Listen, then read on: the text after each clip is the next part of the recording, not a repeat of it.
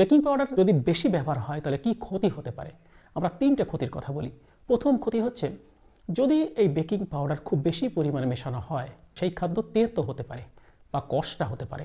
দ্বিতীয়ত যে সমস্যাটা হতে পারে, তাতে বেশি বেকিং পাউডার থাকলে সেখানে সোডিয়ামের পরিমাণ বেশি থাকবে, কারণ সোডিয়াম বাইকার্বনেট এর মধ্যে রয়েছে।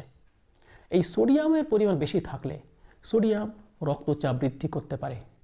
যাদের আগে থেকে রক্তচাপ আছে তাদের জন্য এটা বিপজ্জনক হয়ে দাঁড়াতে পারে। সেই কারণে একটু বেশি পরিমাণে যদি সেখানে বেকিং পাউডার ব্যবহার করা হয় খাদ্য বানাতে গিয়ে, তাহলে সেই ক্ষেত্রে একটা বিপদের ঝুঁকি থেকেই যায়। সেই কারণে খুব পরিমিত ব্যবহার করতে হবে।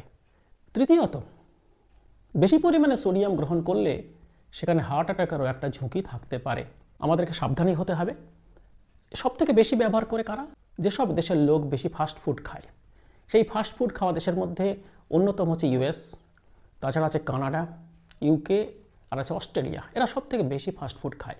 বেশি ফাস্ট ফুড খেলে বেশি কেক, বেশি পেস্ট্রি, সেঁকা রুটি তাদের খেতে হয়। সেই ক্ষেত্রে তাতে বেশি করে সোডিয়াম বাইকার্বনেট শরীরের মধ্যে বেশি যায়, তাতে সোডিয়াম বেশি যায়। তার ফলে তাদের হার্ট অ্যাটাকের ঝুঁকিটা অত্যন্ত বেশি হয়ে যায়।